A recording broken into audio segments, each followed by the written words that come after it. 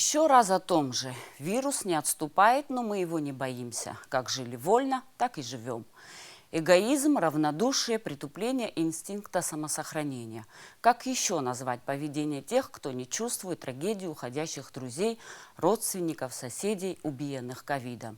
Некорректно, может быть. А как по-другому? Сложно представить, что испытывают медики в ковид-учреждениях. 2 года гипернапряженного труда выдержит не каждый.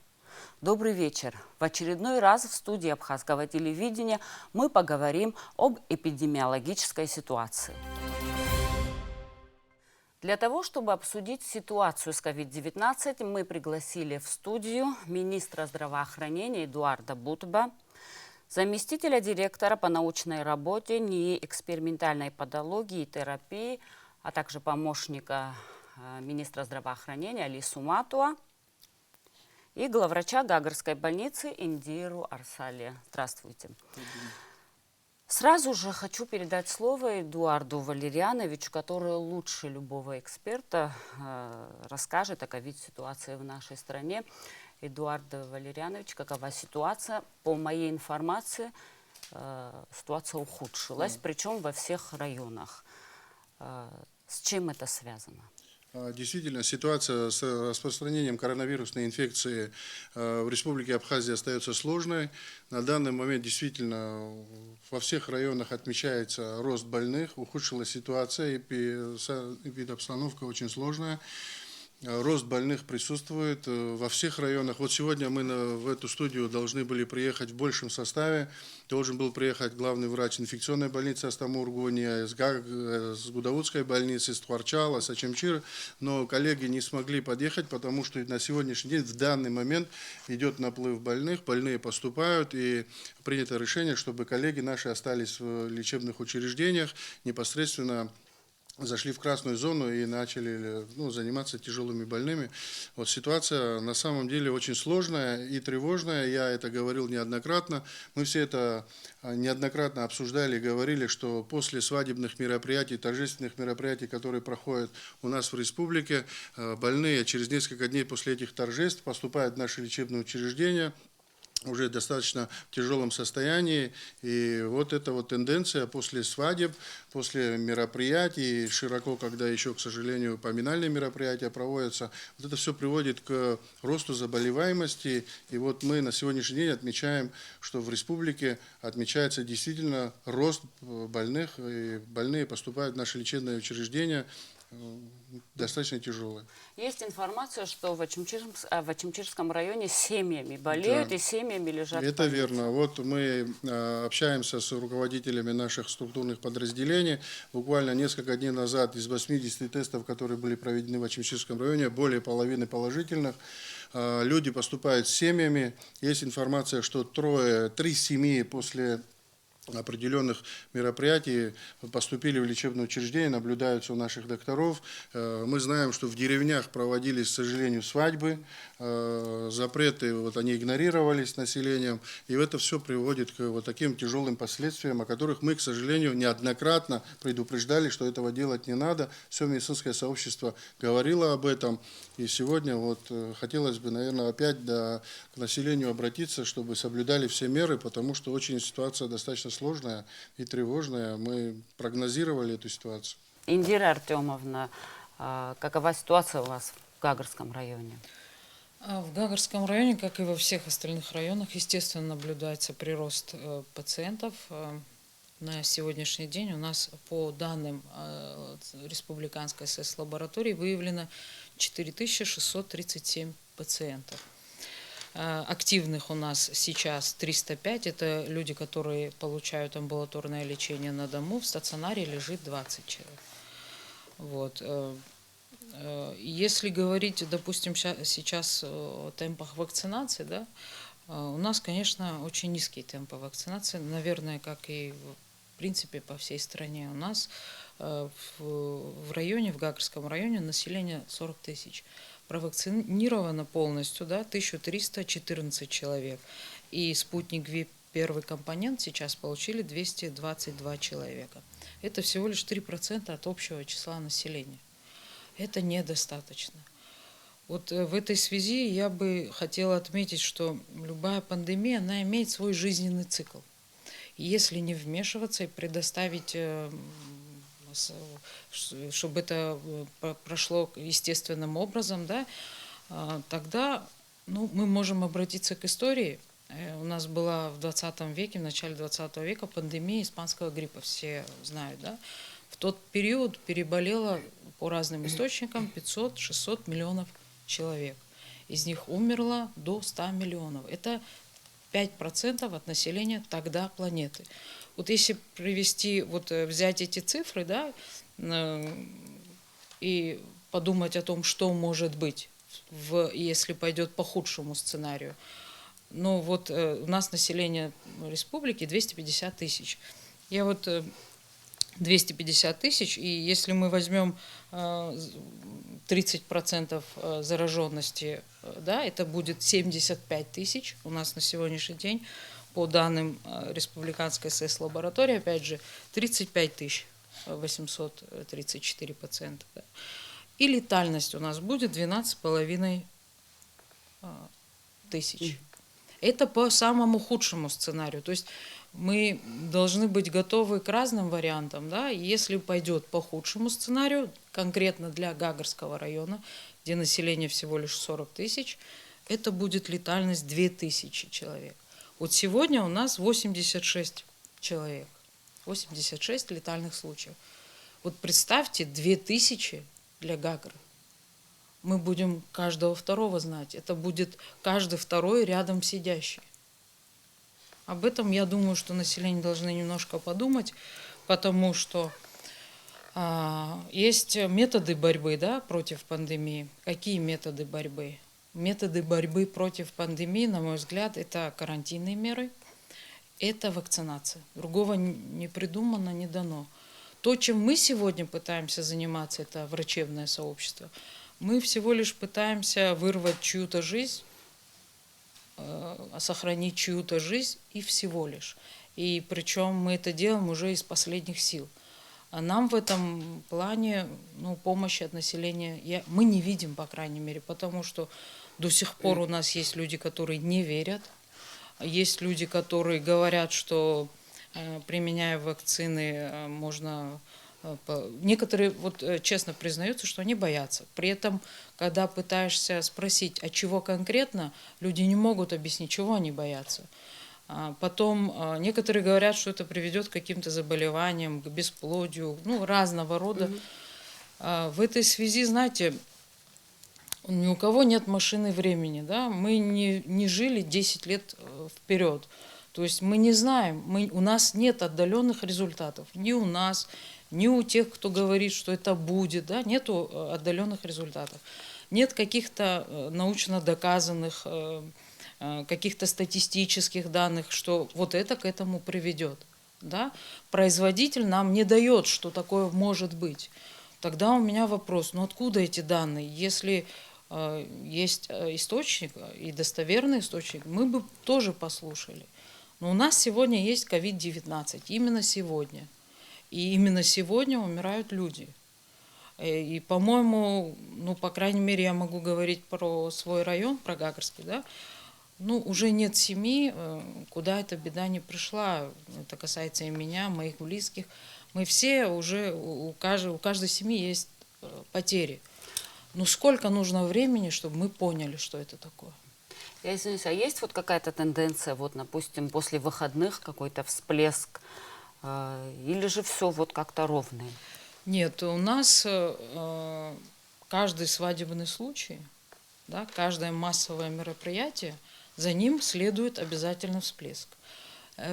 Понимаете, люди, которые посещают свадьбы, да, или там какие-то другие массовые мероприятия, они ведь не ведут статистику, они не следят за заболеваемостью, да, это наша работа. И мы видим, с чем нам приходится сталкиваться.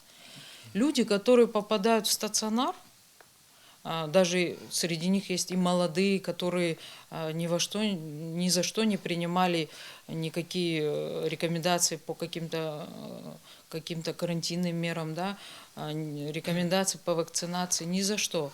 Но после болезни, даже среди тех, кого мы не положили в стационар, вели амбулаторно, даже у них есть желание вакцинироваться. Они сами спрашивают, когда нам прийти и сделать вакцину, потому что человек, который перенес это заболевание или видел, по крайней мере, как болеют люди, ну, он не боится того, что может с ним сегодня произойти, ну, не может. Мой вопрос следующий как раз вот был про это. Для инфицированных начинается новая реальность. Нужно сдавать тесты самому, всей семье. В тяжелых случаях приходится искать Актемру. Актемра очень дорогостоящий аппарат.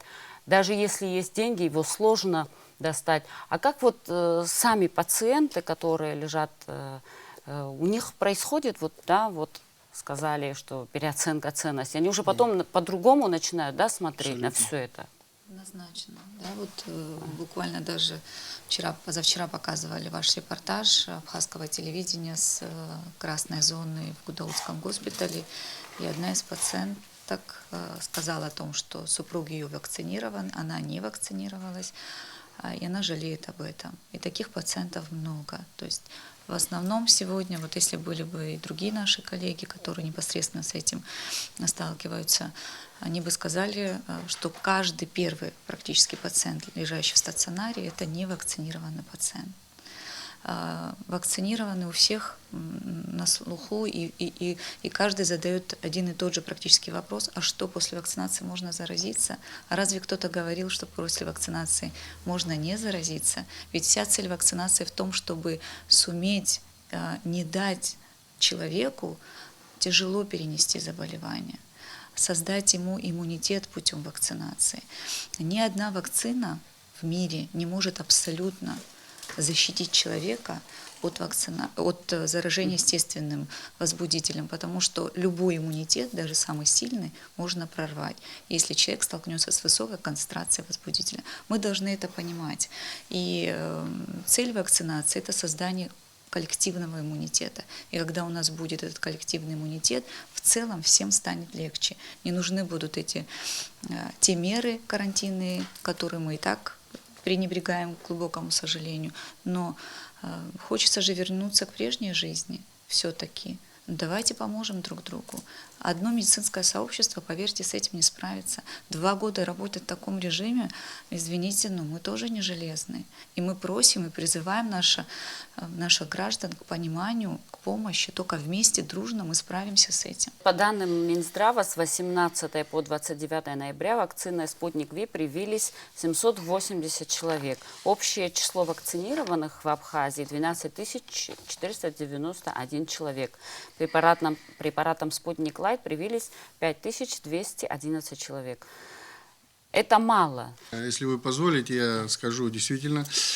Спутником Ви из полученной партии, новой партии, которая сейчас пришла в количестве 6000 доз на 18, значит, вакцинировано 1649 человек. Вот. В среднем по республике вакцинируется 90 человек в день. Нужно достичь количества 150 для того, чтобы вакцинация шла хорошими темпами. Значит, с начала кампании по вакцинации вакцинировано 13 475 человек. Спутником Ви 8149, спутником Лайт 5326 человек. Это вот данные на сегодня, вот такая информация. Вот. Что касательно вакцинации, темпа вакцинации, еще раз хотел бы вернуться к этому вопросу. Я извиняюсь, вот чуть-чуть частично назвали вот причину, почему все-таки у нас население игнорирует допустим, вакцинацию. давайте мы так скажем. Вот здесь, кто сидит из всех врачей, которые должны были прийти, все люди вакцинированы. Все без исключения вакцинированные, здоровые, ни с кем ничего не произошло. Давайте скажу про себя. Я сам вакцинировался спутником Ви.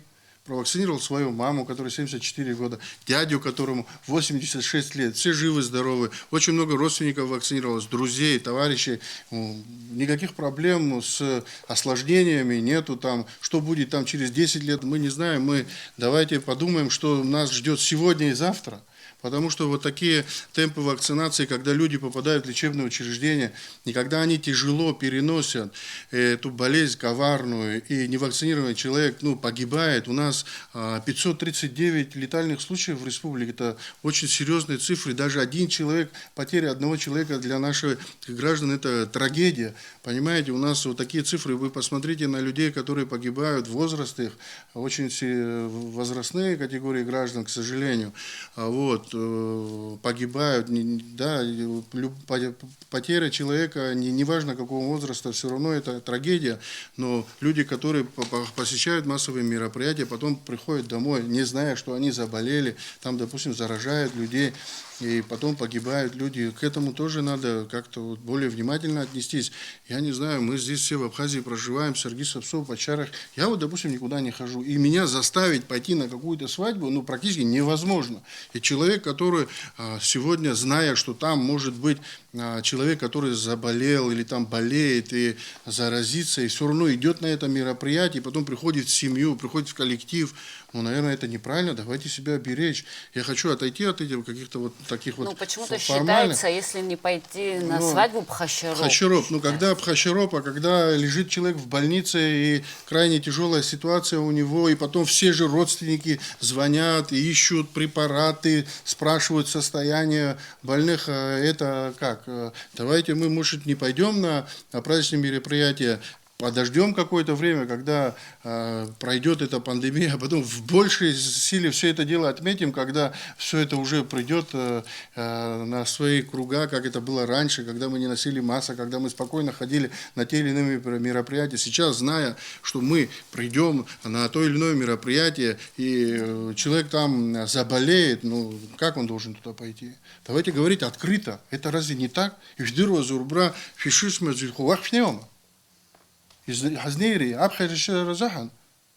Тогда я не знаю, те люди, которые играют свадьбы, давайте мы тоже к ним обратимся. Если человек, который играет свадьбы и знает, какие риски после этой свадьбы несет это мероприятие, это что же неправильно? В этом формате, вы думаете, мы все, медицинское сообщество, тоже всех можем взять подряд Сколько и вылечить? еще так врачи выдержат в таком режиме Практически работать? 2 года работают в красной зоне. Я неоднократно это говорил. Люди в красной зоне находятся, выглядывают в окно, а там свадебные эскорты проезжают. С мигалками, с сиренами украшенные. Да, это хорошее мероприятие, свадьба, пшзала и халартивший алотаха. Можно же в узком формате это мероприятие провести. В кругу друзей, я не знаю, родственников.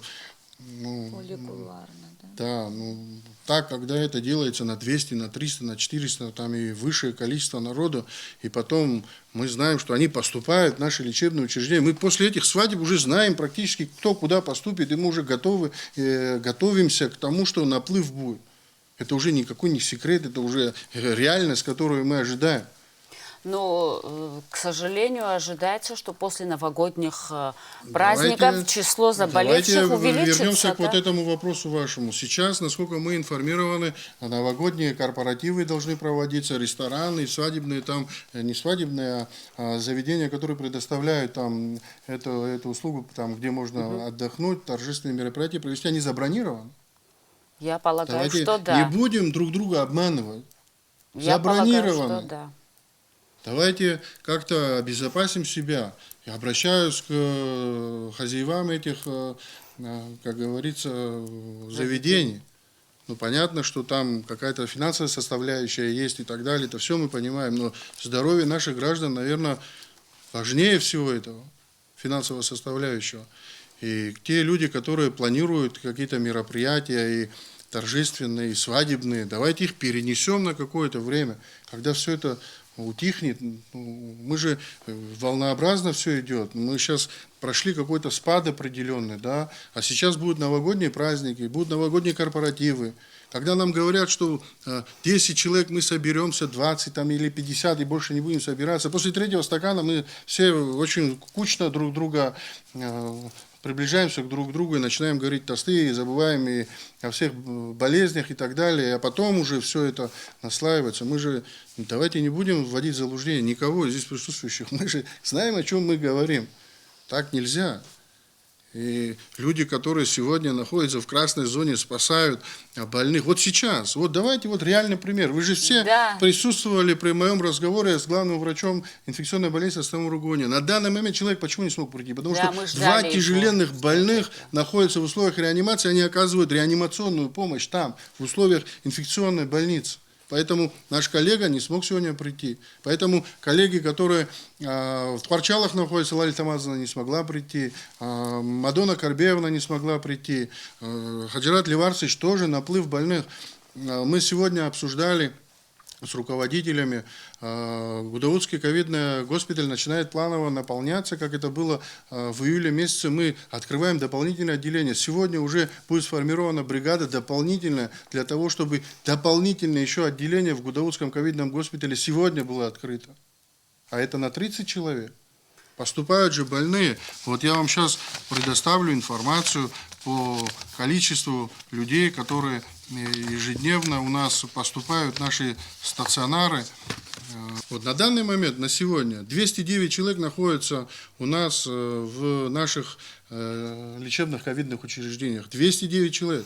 Кудаута 80 человек, инфекционная больница 43, Тхварчал 15, Ачамчира 21, Гагра 20, госпиталь 24, психиатрическая больница. У нас же там тоже открыто ковид-отделение, тоже наши пациенты, которые там наблюдаются и лечатся, заболели. За вчерашние сутки 16 поступлений, до этого было 20 поступлений, 23 поступления.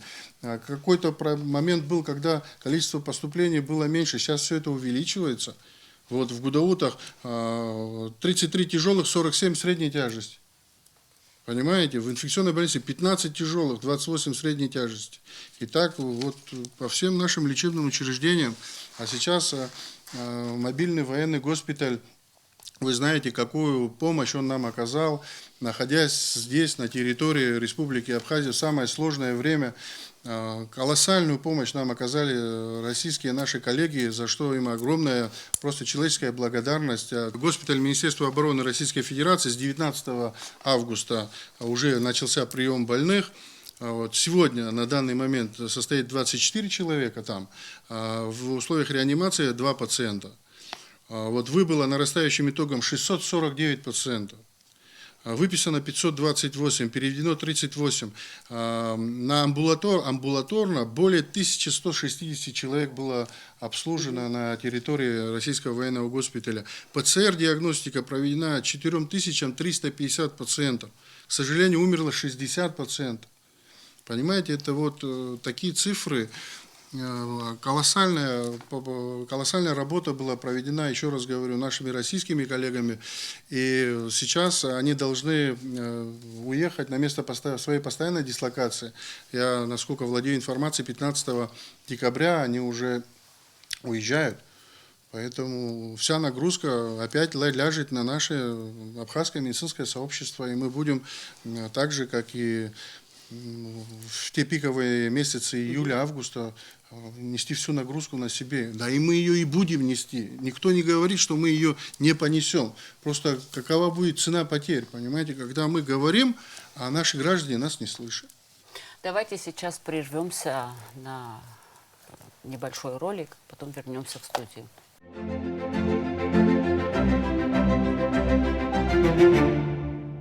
Масочный режим, социальное дистанцирование и вакцинация. Ничего более эффективного на сегодняшний день человечество пока еще не придумало для борьбы с коронавирусной инфекцией. В наше тяжелое время берегите себя и своих близких. На сегодняшний день гражданский долг любого жителя Абхазии – это провакцинироваться, тем самым спасти свою жизнь и жизнь окружающих. Я прошел оба этапа вакцинации, перенес вакцину спокойно, без каких-либо осложнений. После этого я рекомендовал практически всем своим родным и близким. Моему примеру последовали члены большой моей семьи. Мы все очень устали, хотим вернуться к обычной жизни, своей семье, своим детям, которые каждое утро спрашивают: «Мама, ты опять на работу?» Спасибо тем, кто вакцинируется. Каждый должен сделать свой выбор. Мой выбор – вакцинация. Я провакцинировалась полгода назад, И собираюсь в декабре месяце сделать ревакцинацию. Мы в морально-психологическом плане в том числе чувствуем себя достаточно защищенными. Я сделал вакцину, а также привил всех своих родных и близких. А вы сделали вакцину?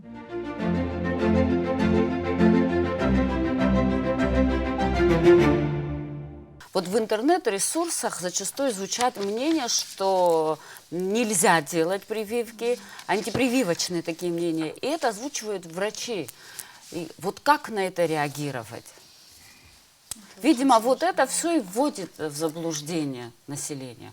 Ну, во-первых, источники должны быть достоверные. Мы за доказательную медицину. Вы знаете, можно задать в Гугле или в каком-нибудь интернет-ресурсе информацию и получить абсолютно недостоверную информацию. Поэтому грамотный человек все-таки должен суметь отдифференцировать лжеинформацию от истинной информации. Но сегодня этой информации так много, что действительно даже профильным специалистам порой сложно. С этим, да, можем согласиться. Но говоря о вакцине «Спутник Ви», «Спутник Лайт», что мы о ней знаем? Вот если бы это была бы абсолютно инновационная вакцина, которая была бы приготовлена по новым технологиям, то, наверное, я как профильный специалист тоже бы задумалась. Я, наверное, одна из первых в Абхазии, которая в сентябре прошлого года в институте в Москве, у меня была рабочая командировка к моим коллегам, потому что мы работаем с институтом Гамалеи уже 12-13 год пошел.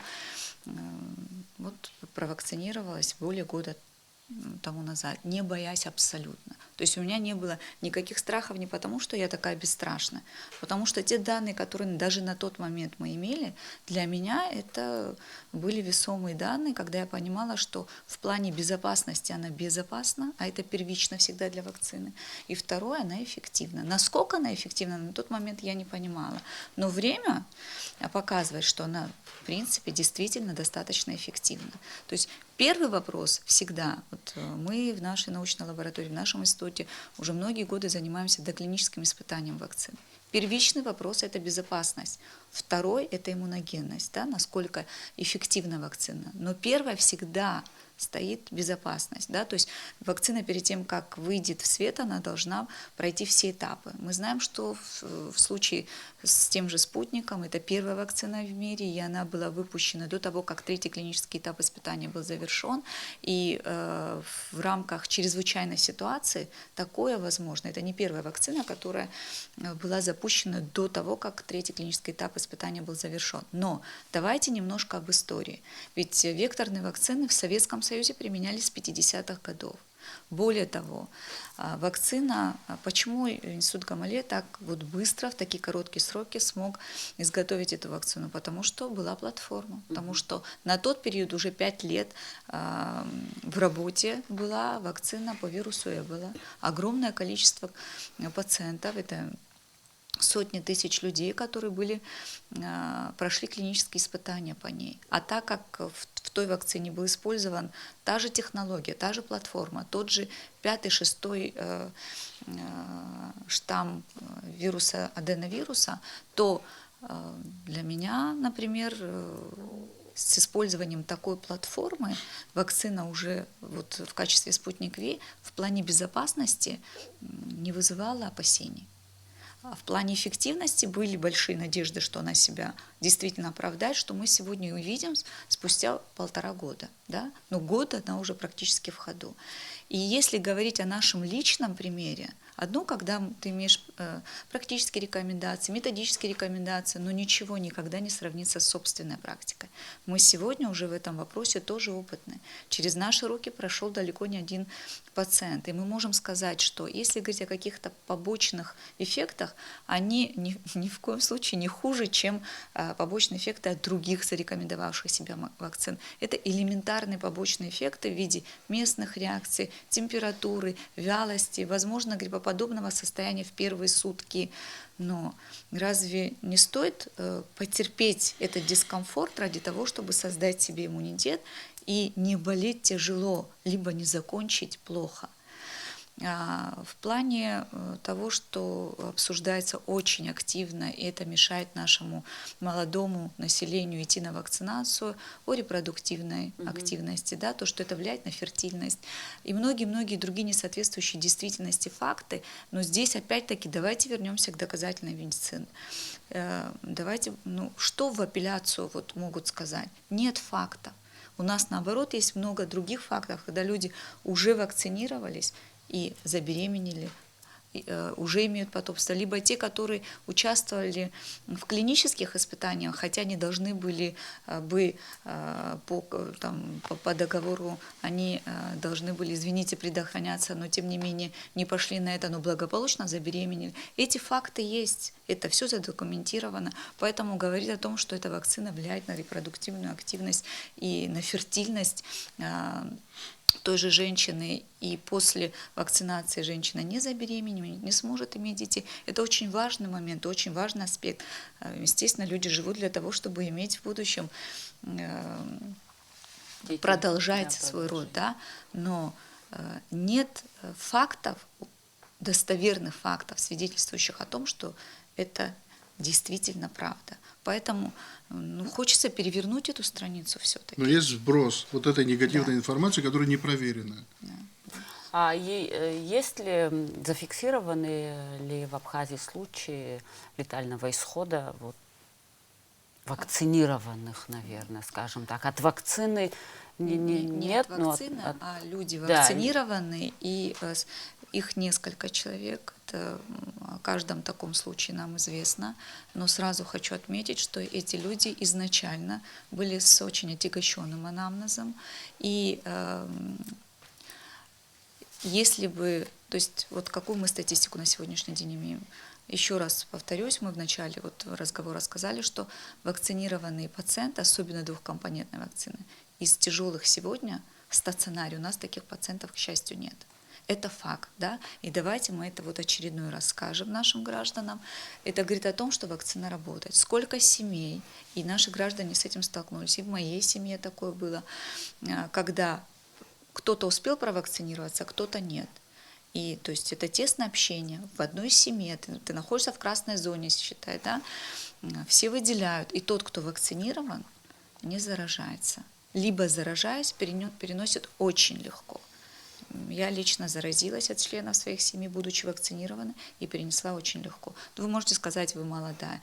Скажем, у меня в примере мой родной дядя, который был вакцинирован двухкомпонентной вакциной. В семье болели, множество таких примеров. Что мы еще должны, какие мы должны вам приводить еще примеры, свидетельствующие о том, что это работает, что это не просто вода, которую вливают и которая только мешает. А вот те, которые выступают против прививок, какой они вариант предлагают? Что они предлагают? Есть ли какой-нибудь другой путь? Давайте я сейчас вам хронологию расскажу событий по вакцинации, да?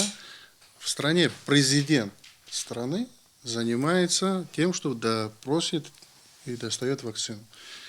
Привезли спутник Ви. Потом сказали, нужен спутник Лайт. Был какой-то промежуток, привезли спутник Лайт, начали вакцинироваться, потом сказали, нет, допустим, не хотим, хотим спутник Ви. Сейчас опять спутник Ви у нас есть. У нас есть и Лайт, спутник Ви, мы провакцинировались Лайтом. Сейчас до конца недели подписываем контракт еще на 1500 доз спутник Лайт для ревакцинирующих. И вакцина спутник Ви есть, и в районы мы ее выдали. И специальные холодильники нам помогли, морозильники, вернее, дизель-генераторы в районы, чтобы не возить с центрального склада. Мы во всем районам выдали. Мы говорим, пожалуйста, обратились к нашим главам, сказали, чтобы переговорили с главами сел. Ситуация какая, если кому-то тяжело из села приехать, допустим, в Сухум или куда-то вакцинироваться, не надо приезжать в Сухум. Есть, в конце концов, ФАП на месте. Если мы там сможем договориться, собрать с помощью администрации людей, которые желают вакцинироваться, мы туда эту вакцину подвезем. Если люди изъявят желание приехать, допустим, в ЦРБ местную, соберутся, их транспортом обеспечит район, то мы готовы эту вакцину прямо привезти под них. то количество людей, которые будут вакцинироваться. Мы готовы пойти навстречу. Мы готовы привести эту вакцину туда, где гражданин захочет ее вакцинировать. То есть в ФАП, в селе или в ЦРБ по месту жительства. Если они, допустим, какие-то структуры там захотят выделить определенное количество людей, которые будут вакцинироваться, мы готовы предоставить отдельный пункт вакцинации. Пусть то будет там какая-то больница или там поликлиника, неважно, если захотят, изъявят желание, мы готовы. Вот все, что нужно, пожалуйста, только приезжайте, вакцинируйтесь и не болейте. Понимаете? Это же самое главное, почему это все делается. Мы же примеры... Вакцинация бесплатная. Бесплатная, конечно, абсолютно бесплатная. Для населения она бесплатная. Я же говорю, все руководство страны занимается этой вакциной. Достаем ее, привозим. Там есть определенные условия хранения, морозильного хранения. Вы прекрасно знаете, поэтому если привезти там, допустим, 20 вакцин на то количество народа, которое там изъявило желание, а кто-то не придет, эта вакцина уже не возвращается обратно, она утилизируется.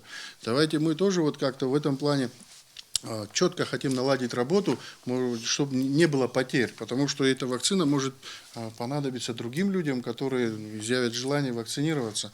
Сейчас сложное время. Если будут люди вакцинированы, если они будут защищены вакциной, потом не будет им ничего угрожать, понимаете? Вот я лично живой пример. Наши коллеги, вот здесь сегодня, кто находится в красных зонах, они все вакцинированы, они каждый день заходят в красную зону, получают вирусную нагрузку. Какое еще доказательство нужно? Мы неоднократно об этом говорили. Люди с отягощенным анамнезом, они должны идти первично, независимо от возраста.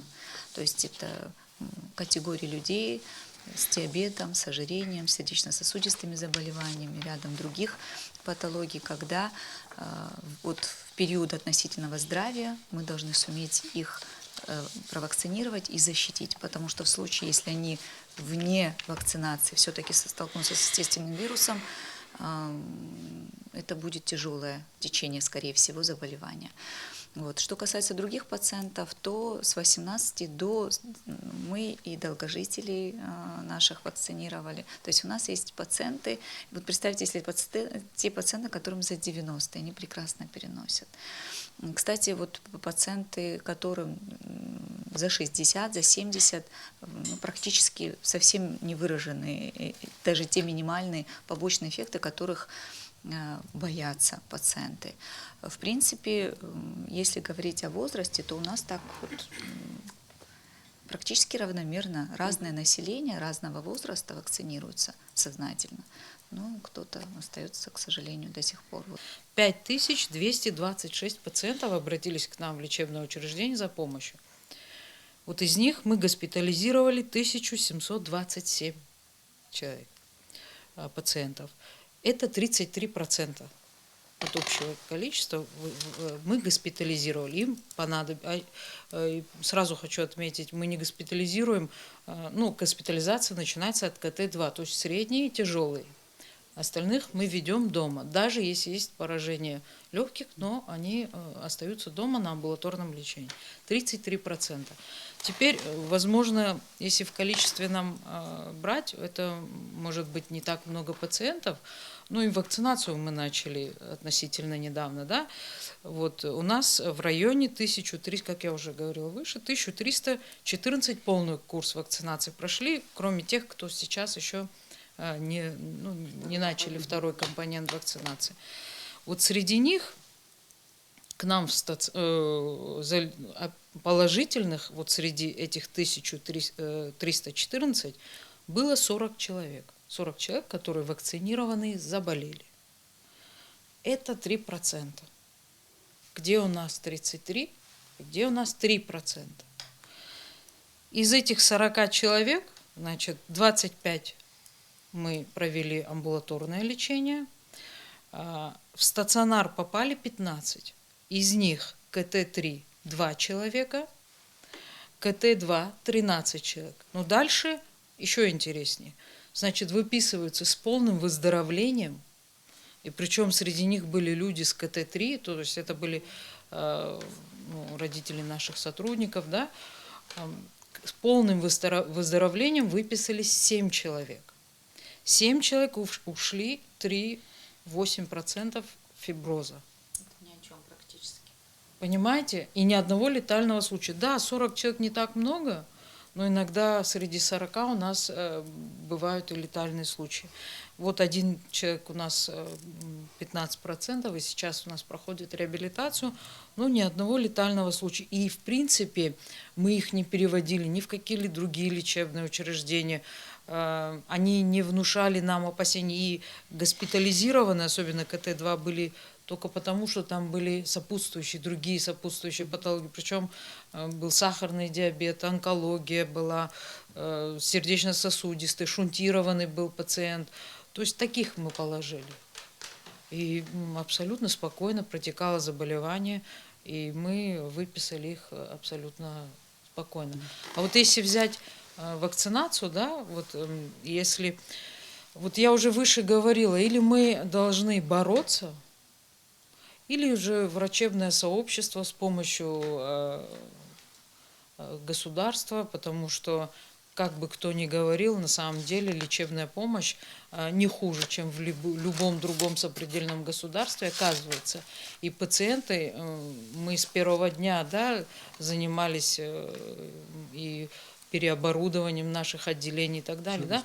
Пациенты ни в чем не нуждались. На самом деле, да, были для нас сложности. Где-то что-то надо было искать, где-то что-то выдумывать.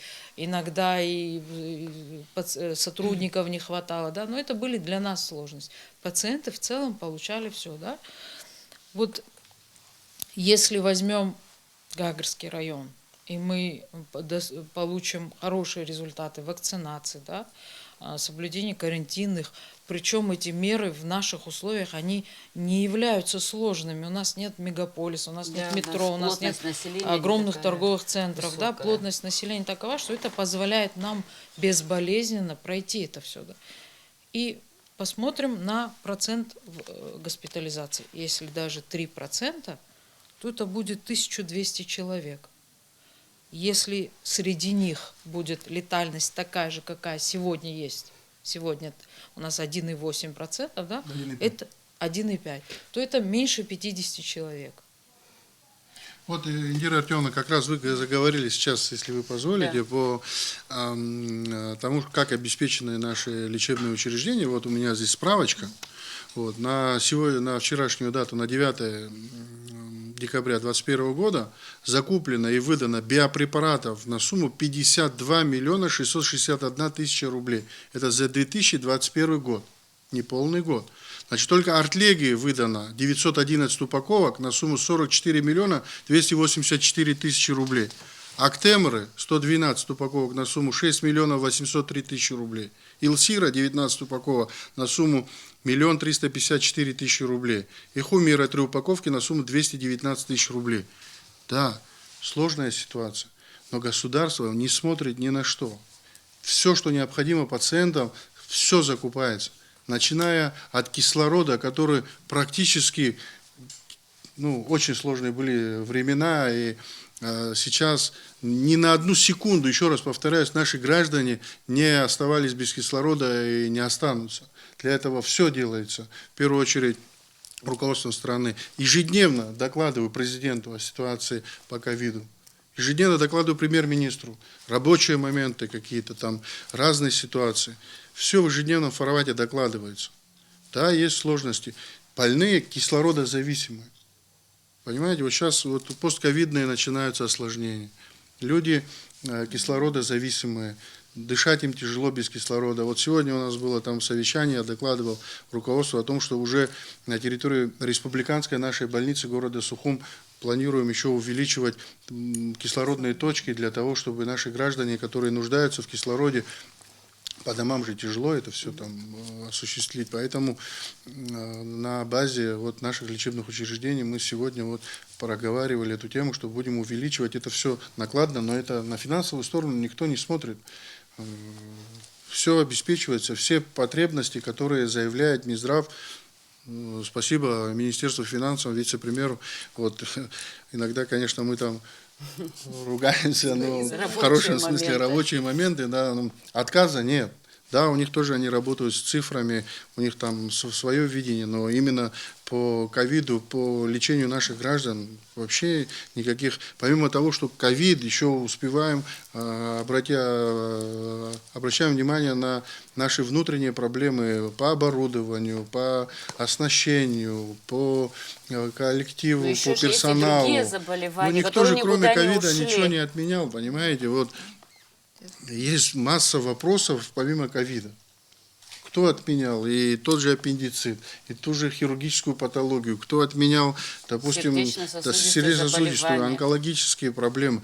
Есть масса людей, которым эта помощь незамедлительно нужно выдать, понимаете? Да, они не болеют ковидом, но у них есть проблемы, которые нужно решать не завтра, а сегодня и сейчас. И эту помощь мы тоже оказываем. Вот на днях президент озвучивал цифры, какое количество финансов уходит на обеспечение наших граждан, которые выезжают за пределы, на обучение и так далее. Да, сложная ситуация, но они же решаются. Мы стараемся вообще никому не отказывать. А какой процент населения достаточен, вот, чтобы сделали прививку? 100%, конечно, было бы хорошо, но какой процент достаточен, чтобы ситуация улучшилась? Изначально говорили, что 70%, но сегодня считается, что если будет 90%, это будет идеально. Но если мы достигнем хотя бы, я говорю хотя бы, это мы считаем об этом, 70% иммунизации, то это было бы, конечно, здорово. По загрузке здравоохранения колоссальные расходы идут на реагенты. Я не могу эту тему не затронуть, потому что варюсь в этом соку уже, да. Я извиняюсь, конечно, но вы даже представить себе не можете, какие-то расходы, и как нелегко порой своевременно достать все, что нужно пациенту стационарному. А вы знаете, что стационарный пациент абсолютно бесплатно обследуется. Тяжелому пациенту, реанимационному в сутки могут даже несколько раз взять биоматериал. И представьте, какие расходы. Я сегодня с гордостью могу сказать, что всю необходимую помощь тяжелый пациент, и не только тяжелый, но и средней степени, не в каждых сопредельных государствах лаборатории владеют теми методиками и так оснащены, и имеют те реагенты, и используют те показатели. Мы даже позволяем себе какие-то уже исследовательские работы, специфические маркеры. И это тоже дорогого стоит. Наверное, это как-то тоже надо все-таки принимать. Это большие расходы. И в какой-то момент просто можно не вытянуть, если мы опять достигнем пиковых значений, огромная нагрузка на амбулаторном звене. Вот мы говорим стационар, красная зона. Да, это вот дурдом. А подумайте, что происходит на амбулаторном звене. Мы же все по-сухому, вы знаете, что в инфекционной больнице есть пункт взятия биоматериала. Не только мазка, но и крови. Абсолютно бесплатно пациенты обследуются, они приходят. Те, которые не могут себе позволить, а это не дешевое удовольствие, да, тот необходимый спектр ковидный, лабораторный. Это все делается пациентом. Плюс каждого этого пациента ведет доктор на амбулаторном звене. Когда у доктора не 30, не 50, а более пациентов, вы представляете, какая его жизнь вообще? То есть у него нет никакой личной жизни. Поэтому... То есть 24 часа на 24 связи. часа на связи и без выходных. Да? То есть, я, конечно, прошу прощения, но, наверное, доктора – это люди, у них семьи, дети. И если мы будем продолжать так, как вот сейчас, то сложно будет так дальше. Эдуард Валерьянович, вы в ноябре месяце, в начале ноября были в Москве с рабочей поездкой, у вас была. Какие встречи были вами проведены? Удалось ли заключить какие-нибудь договоры по сотрудничеству с Министерством здравоохранения Российской Федерации? Я действительно был в командировке, встречался с первым заместителем министра здравоохранения Российской Федерации Виталием Фисенко. Там была достаточно большая встреча, большое количество присутствующих было с российской стороны. Вот, обсуждались ряд вопросов, которые изначально мы планировали для обсуждения.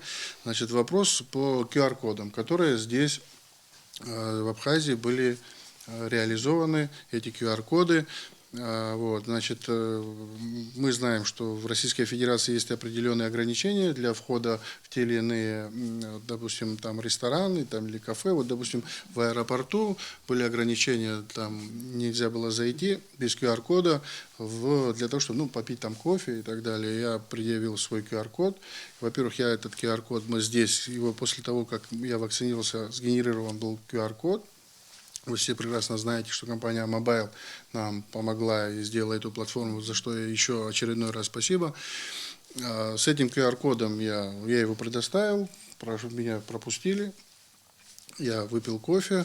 Значит, дальше, на следующий день у меня была встреча в Минздраве России. На входе попросили предъявить или ПЦР-тест, или QR-код. Я предъявил QR-код, и меня пропустили на встречу с моими коллегами. Достаточно широкий круг вопросов обсуждался. Один из вопросов был строительство на базе второй горбольницы многофункционального кардиологического центра, Но та информация, которая у нас есть и по количеству проживающих, по количеству заболевших сердечно-сосудистой патологией, провели анализ с российскими коллегами, пришли к тому, что полноценный кардиологический центр, как он в прямом этом понимании, его не рентабельно строить.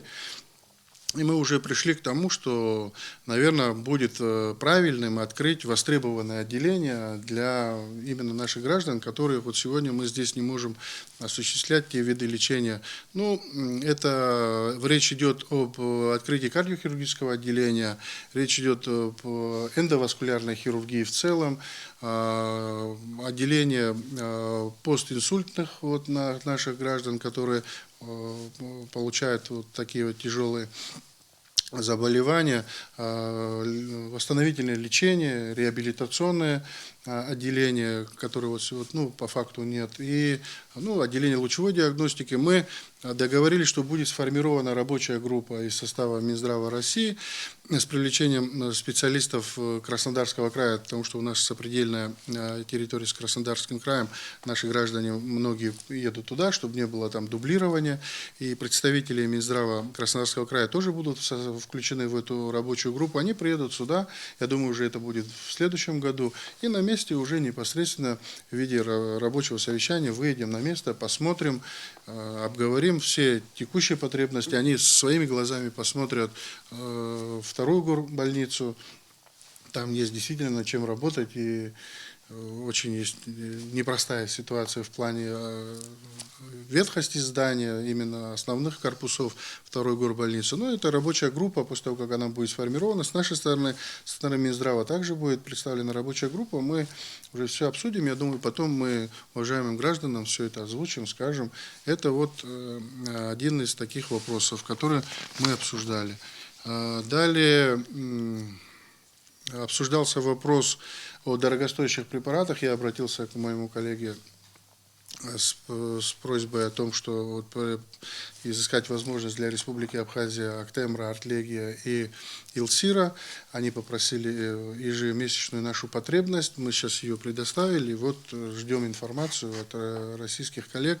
А какая все-таки ежемесячная потребность? По-разному есть. Там, в среднем? По Артлегии, допустим, у нас в зависимости от того количества населения, которое в разные периоды попадало в наше лечебное учреждение. Когда-то у нас Артлегия, она уходила 50 упаковок буквально за 3-4 дня. Понимаете? Мы уже месячные, сейчас до потребностей по Артлегии это где-то 200 упаковок, там по Актемре свои цифры и так далее. Мы эти все цифры предоставили. Сейчас, я думаю, возможно, сейчас же еще пиковые нагрузки нас ждут, понимаете? Мы еще сами параллельно пытаемся закупать. Сейчас еще партия в 50 упаковок Артлегии, которые мы заказывали какое-то время назад, должна прийти. Буквально на следующей неделе. Поэтому мы тоже не приостанавливаем свою работу ни на одну минуту. Те вопросы, которые мы ставили несколько недель назад, они сейчас решаются, потому что этих препаратов в Актемре нет. Сказали, что до конца января, до февраля точно не будет в Российской Федерации Актемра. По Артлегии, по Илсире, сейчас ведем переговоры. Дальше я общался с руководителя с директором, с академиком Иваном Сократовичем Стилиди, это онкологический центр имени Блохина. Достаточно тепло был принят там, поговорили именно с директором, были и замы, академики, профессора, все научное сообщество было. Обсудили вопросы взаимодействия, потому что онкологическая направленность наиболее важная сегодня. Вы все прекрасно знаете, что люди с онкологическими заболеваниями, там требуется определенный узкий подход и в плане оборудования, и в плане специалистов узких, и в плане даже диагностики. Вот. В этом плане тоже есть договоренность и понимание, что наши граждане, которые туда будут приезжать, будут получать своевременную помощь, уже когда на уровне личных контактов это все, взаимодействие на личном уровне. Да, также попросил, чтобы наши российские коллеги сюда приезжали, может, какие-то оперативную нагрузку здесь будут, оперативное вмешательство проводить мастер-классы на территории наших учреждений. Вот в этом плане тоже достаточно комфортно и объективно мы пообщались, и я думаю, что там много коллег присутствовало, онкологов, был и главный онколог Санкт-Петербурга, был и директор Института НИИ колопроктологии Российской Федерации, были практически все руководители онкологических направлений именно центра Блохина. Посмотрим, время покажет. Плодотворная Плодотворная. Я думаю, поездка. все будет нормально, надо эти контакты развивать. Наши специалисты, я попросил, чтобы на перспективу наши коллеги проходили стажировку в ведущих клиниках онкологических Российской Федерации, в частности, вот именно по онкологической направленности. И также вообще есть очень много у нас задумок по тому, чтобы наши граждане, специалисты, коллеги получали образование уже на местах, в российских клиниках ведущих.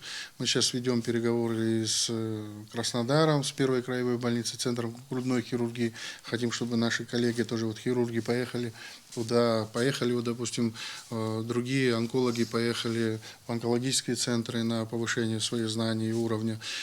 Когда там на потоке все, понимаете, мы как врачи можем говорить, там совершенно другой уровень.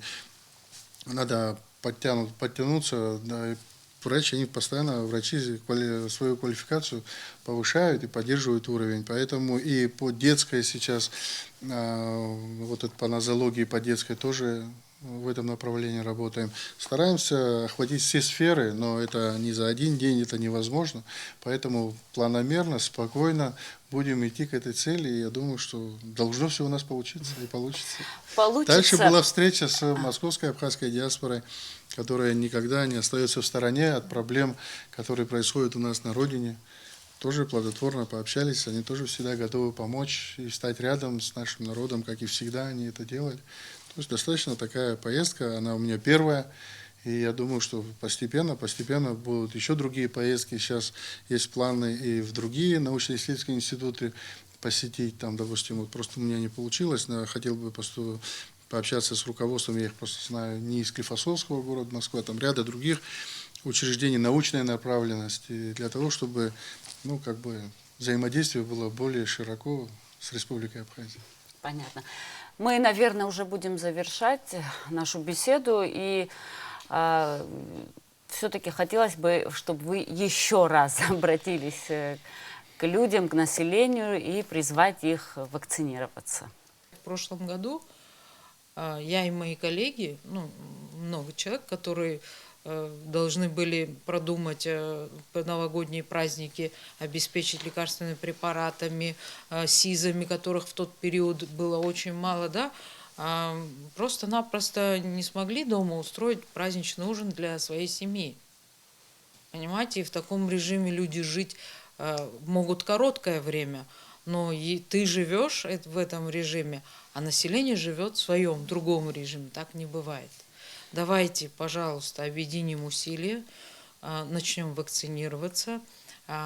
Доводы тех, кто говорит, что это плохо, убедительных нет. А цифры показывают совсем другое. Клиника на госпитальном этапе показывает совсем другое. Поэтому я призываю население помочь нам, помочь себе. В первую очередь. В первую очередь помочь себе. Если доктора вакцинируются, да, доверяют разработкам научным, почему же население этого не делает? И еще один момент. Когда каждый гражданин заболеет, он же не идет, не спрашивает у Фейсбука, у Ютуба или у других, как ему лечиться. Он приходит к нам и просит нас о помощи. А мы, честно говоря, уже устали заглядывать в эти испуганные, беспомощные глаза. Просто мы должны друг другу помочь, другого варианта нет.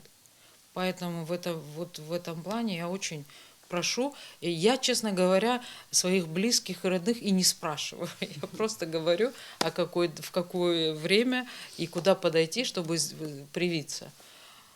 Я очень надеюсь, что нас услышат, и люди по-другому начнут относиться. Это определенная ответственность каждого перед обществом, в котором мы живем. Эту ответственность нужно и на себя примерить тоже. Спасибо. Алиса? Да. Спасибо, Артемовна, наверное, надо сказать семьям, которые терпят нас, наверное, да, всех медиков, позволим себе сказать, потому что если даже как-то об этом говорили, мужьям классическим абхазским, которые с полным пониманием относятся уже в течение длительного времени, позволяют своим вторым половинкам львиную долю своего времени находиться вне дома. Ничего другого мы придумать не сможем. Мы должны создать коллективный иммунитет. Многим это слово уже, может быть, надоело, но второго нет.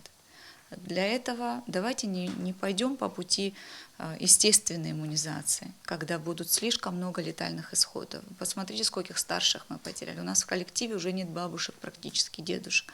Это очень больно. Выбор должен быть один. Лучшим подарком не только для нас, но вообще в целом, нам кажется, для нашего населения будет к Новому году это вот массовая вакцинация, к чему мы призываем все-таки. Хочу еще раз обратиться к нашим гражданам. Вот когда что-то происходит, вы же обращаетесь к врачам, коллегам, к друзьям, имеется из медицинского сообщества, мы все дружим, общаемся с людьми. И вы говорите, вот такая ситуация с нами произошла, помогите нам и так далее. А сегодня у нас был вот такой вот формат, когда мы обращаемся к вам. Вы нам в своей жизни доверяете, правильно? Когда обращаетесь в лечебное учреждение, говорите, вот спасите нас, вот такая ситуация произошла. Сегодня, если вы нам всем доверяете, всему медицинскому сообществу, мы вас просим, доверяйте вот нам, мы вам говорим, что вакцинация – это спасение. Не ходите на массовые мероприятия, избегайте вот этих массовых встреч. Все это успеется, дай Бог, потом еще отметим спокойно, когда все это пройдет. Но сегодня, в такое время, когда очень сложно все, и сейчас еще вот эти будут новогодние праздники, и когда вот это все, вот мы уже с тревогой ждем, когда это все будет, эти пиковые показатели, когда массовые поступления, понимаете? Но мы же знаем, о чем мы говорим. Когда по 25-30 человек в Гудауту поступало в июле месяце, эти времена же мы все помним. Когда каждый день практически открывались отделения. Сегодня открывается отделение дополнительное в Гудаутах. Если будут поступать больные, и завтра мы будем открывать. И будем все делать возможно. Никто никуда не уходит, никто никуда прятаться не забирается. Мы здесь как были, и так и будем стоять до последнего. Но вы нам просто помогите в этом. Граждане, сознательные граждане, просто друзья, коллеги, врачи, хаважлар, шхацхра. Это уже такой крик души, не потому что мы говорим, что мы там с чем-то можем не справиться. Мы реально говорим, что мы можем одни с этим не справиться. Нам нужна ваша помощь. Давайте объединимся в борьбе с этой коронавирусной инфекцией, победим ее, и потом будем все это дело отмечать. Спасибо большое. Я благодарю вас за беседу. Очень надеюсь, что после сегодняшнего эфира желающих сделать вакцину станет гораздо больше. Спасибо. Спасибо вам всем. Это удачи.